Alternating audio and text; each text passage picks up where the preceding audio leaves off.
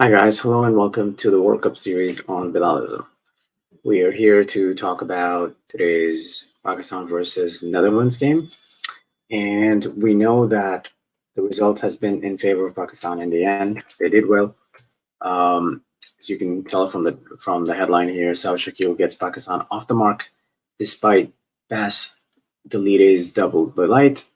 Um, Bas Dalide did pretty well both with the bat and the ball. He was actually able to get a lot of reverse swing um, towards the end of Pakistan's innings, and he did quite well. But we're going to get into all of that. First, what we want to do is take a look at the scorecard. Um, correctly is right here. Let me actually get into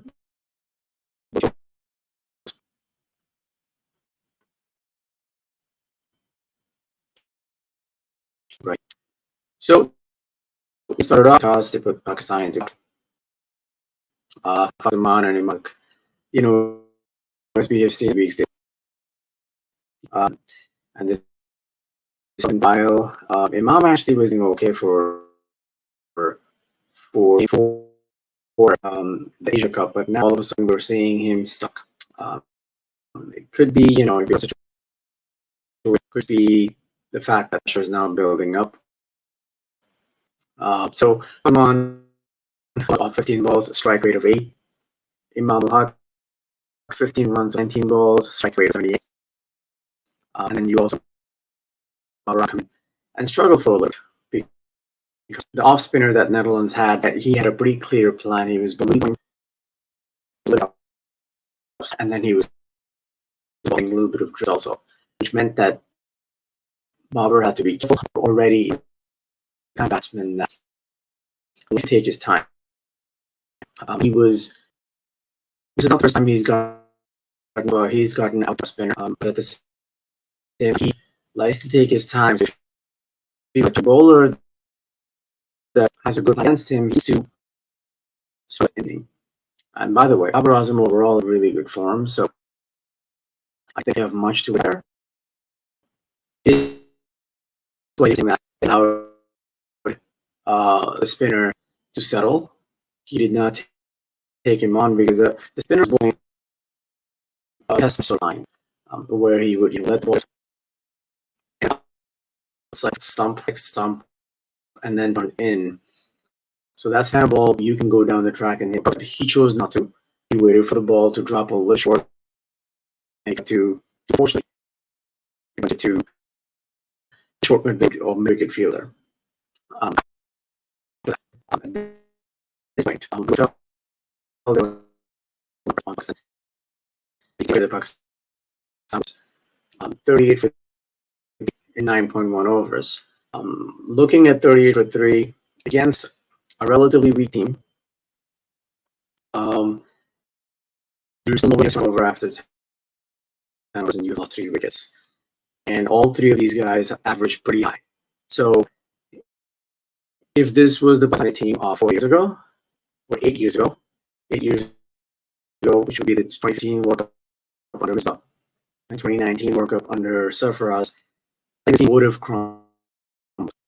We have the last 4 years that Babar had for your last 2 years worked and faith that faith keeps showing up, especially in the face or in the shape of Mohammad Rizwan.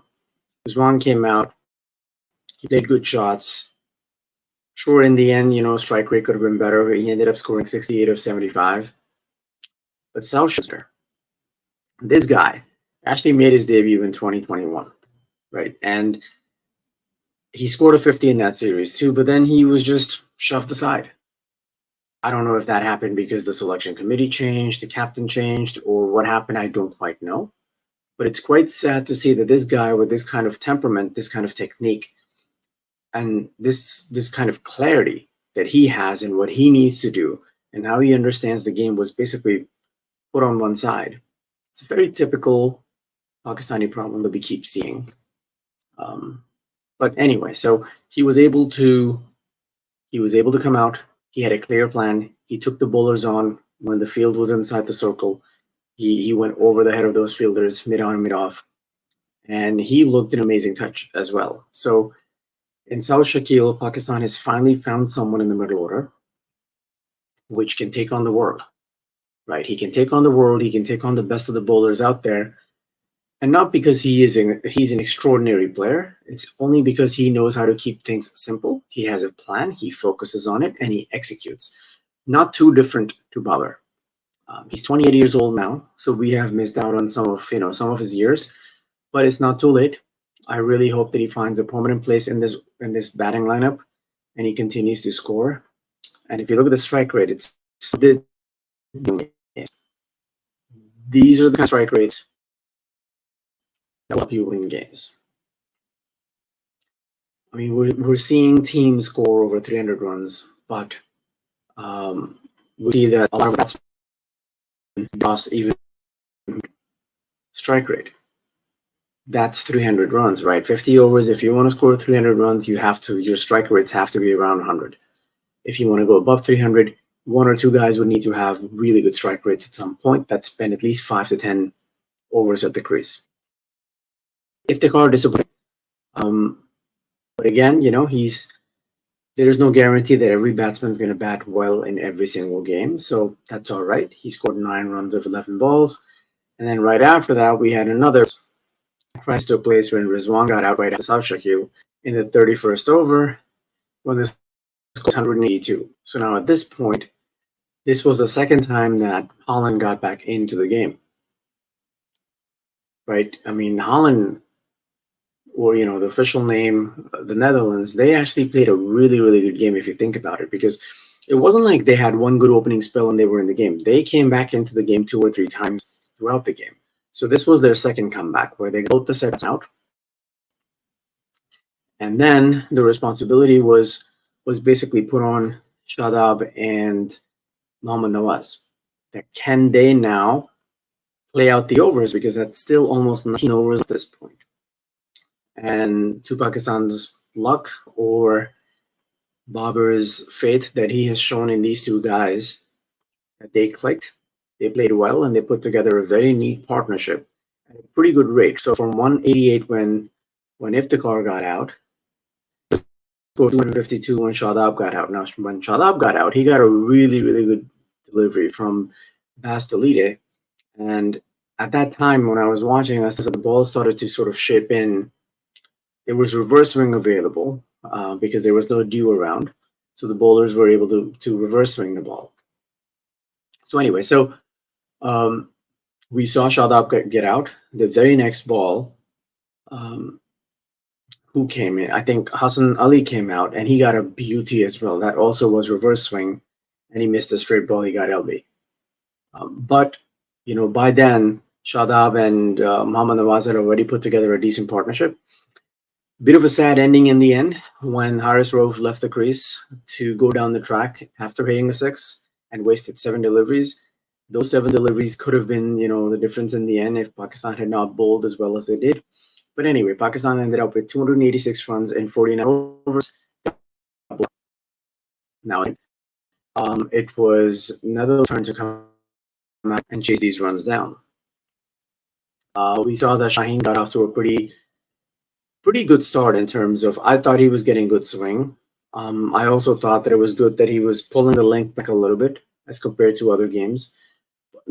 But Netherlands had a clear plan, and the plan was going to hide this guy, Max O'Dowd, from Shaheen as much as possible in the first few overs, because Shaheen always gets that in swing into the righties, right? So their plan was that they were going to keep Max O'Dowd away from strike. Vikramjit faced the first ball, and I think in the first 2 overs of Shaheen, only 1 ball was faced by Max O'Dowd. That's 12 balls where the optimum swing was available that to bowl the righty. Now that's problem number 1. Problem number 2 was that when Shaheen was bowling to Vikramjit, even though his length was not bad, he was bowling a little bit wide, right? So Vikramjit, as a batsman, if you have seen him bat in the past, he's very good when the ball is slightly away from his body on the offside. Length doesn't really matter, right? Because if he can free his arms, if it's a good length delivery, he can throw the bat at it. And if he has good hand-eye coordination, he can get boundaries in the beginning when typically as the bowling team, you're not going to keep fielders outside the circle. So Vikramjit was basically allowed to get off to that kind of a start, where he was getting consistent runs. And Shaheen was, as good as Shaheen is, there are some moments in the game where I feel like he's just not smart enough to understand what needs to happen. Now, this could be lack of experience. He's very young. He's gotten to this level so young that most of what he's achieved is basically his natural talent. What I am still not seeing is him basically using his intellect, saying that, okay, so this guy likes to go through the offside, not too different from how Ganguly used to play. So what I'm going to do is I'm going to either go wide of the crease and still bowl the outswing to him, the in swing into the righty. I'm going to bowl outswing to the lefty, but I'm going to make him feel like there's not enough room for him to free his arms. So if there's no room to free his arms, then he's going to keep his hands close to his body and he's going to try and play straight. And that is how you can get him to edge the ball to first slip or the keeper. But Shaheen didn't really do that. He tried some in-swingers into the lefty here and there, but for the most part, he wanted to move the ball away, but he kept it pretty wide. And that was very disappointing to see. Hassan Ali on the other end, I think, was brilliant. Except for one over where he bowled two flat short balls. It seems like he has found his old length of 2017. And he's moving the ball, right? He has a clear plan. He's able to swing the ball into the lefties. He's able to bowl across the lefties. And then he also has a decent short ball where he takes the pace off, or, naturally he just doesn't have too much pace. So the ball doesn't always carry over the boundary. Whereas if Haris Rauf was to bowl the same exact length, it would go for a 6 behind the keeper. So anyway, so Hassan Ali was able to get the first breakthrough, which I think was a testament to the line of length that he was bowling. Shaheen, to me, is still a little bit of a worry. When he doesn't get exactly what he needs in terms of the batting setup and the amount of swing, Shaheen doesn't have too many plans. He still has enough talent to bowl good deliveries, but it almost seems like either he has made a commitment to himself that I am not going to go away from the swing into the righty or the swing away from the lefty. And in doing that, he blocks out every other idea that might come to his mind. The only other idea he has is that he goes around the wicket when he comes back. But other than that, I'm not seeing the smarts. And if Pakistan is to do well in this World Cup, his smarts need to come out. Because not every team is just going to gift you a wicket just because you can swing the ball in. Right? It's not rocket science. They're going to stand a little bit outside leg stump, so they take the LB out. Now, all they're going to do is they're going to wait for the ball to swing in, and they're going to go through the line. If you bowl ridiculously fast, maybe, sometimes you will get wickets. But if you're this predictable, that you only have one delivery, you cannot really be successful for a long period of time. You're going to have to develop other things. You're going to have to sometimes pull the length back, go fuller, surprise people with bouncers, unsettle them, especially minnows. Again, the word minnow is a little bit incorrect now because all these batsmen have decent techniques. But anyway, so at that point, this guy, Colin Ackerman, came out. And that, I think, is where we saw the biggest difference in Babar's captaincy, where he realized that there is a lefty at the crease, and he's doing well in Vikramjit. I don't think he brought Iftikhar to bowl because of Colin Ackerman. He definitely had Vikramjit in mind. So he trusted Iftikhar to come and bowl instead of Shadab and Mohammad Nawaz. It doesn't mean he doesn't trust Mohammad Nawaz or Shadab. It's because for the first time, I thought that Babar was reading the game really well. And he brought on Chacha mainly for Vikramjit, but it turned out that Colin Ackerman played a really, really dumb shot and got bowled, which allowed Pakistan to really get into the game. But then at this point, in my opinion, the best player the Netherlands has he came out. And Bastille comes out and he plays, his typical style: run a ball, single double, and he was getting boundaries as well. I was actually very, very impressed with this guy's temperament. And if Vikramjit had not played that silly shot that he did to Shada, which basically was sort of a bit of a short ball that he just couldn't time cleanly, he got out. If that had not happened, I think Pakistan would have been in pretty big trouble today. Because this guy Bastille, he has all the shots on the book. He has the right temperament. He was able to play pace beautifully. He was able to dispatch Haris Rauf into the stands, bowling close to 150 clicks. So, yeah, but credit to Haris Rauf, credit to Shaheen when he came back too, and credit to Mohammad Nawaz and Shadab that as soon as Shadab picked up that first wicket, his length changed. He was able to fight the ball more. He had more confidence. His batting, I'm sure, helped him as well. So, yeah, I mean, overall, good performance by Pakistan. Pakistan finished off the game pretty well too. So this is really good for their net run rate, if it comes to that. And on the topic of net, what I wanted to do with you guys was what happened 4 years ago. So guys, this is how the points table ended up in that World Cup. Pakistan and New Zealand were basically tied on points. In that World Cup, Pakistan beat New Zealand. Pakistan also beat England. Pakistan did lose to India and Australia, but neither one of those two made it to the final in the end. But anyway, the main point I'm trying to make here is that in this kind of a format, in order for you to make it to the semifinal, you need to win 5 to 6 games. Now, Pakistan has won the first one already. There are 8 more games to go. Let's assume that Pakistan is not going to do well against Australia. Pakistan's not going to do well against India, for example. Huge pressure game, in front of 120,000 people. So what that means is that's 3 games done where Pakistan wins 1, loses 2. Now there are 6 games still left. Out of those 6 games, you want to win 5. So what that means is that Pakistan cannot lose to Afghanistan. Pakistan cannot lose to Bangladesh, South Africa, or Sri Lanka. These games have to be played in a very positive manner with a lot of confidence that I hope and I can see that they're now going to carry into the next game. Next game, by the way, is against Sri Lanka. So that's going to be a huge game. I know people focus on the India game and Australia game. I don't think we need to focus on those games. We need to focus on teams that are not as strong as those. We make sure that we win against all other teams by decent margins. Pakistan's going to be in very, very good shape. And then if you can beat India or Australia, that is where you almost guarantee your place in the semifinal. That's the way they should really approach this. But one game at a time. I have a friend, Asad, and he was like, I really hope that they're going to beat Holland and treat them like a minnow team.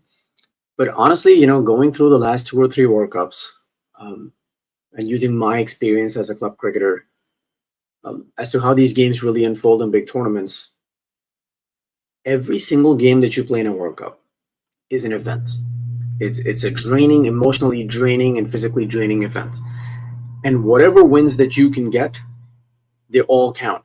They're all the same. In the end, doesn't really matter who you beat as long as you get your 5 or 6 wins and you make it to the semifinal. And I really hope that Pakistan, now that they have some confidence, this was a very good win for them. Not because it was against Holland, but it was because it was the first game in the World Cup. We all know what they did in the last World Cup in the first game against the West Indies. So we've gotten off to a very positive start. We have seen Babar made some good decisions. They put a decent score on the board despite losing their 3 highest average ODI batsmen within 30-40 runs within the first 10 overs. Their run rate was nowhere near 6 runs an over in the first 9 overs, but they still got to 286. Shadab and Nawaz look confident. Saud Shakil is a great find. Rizwan continues to perform.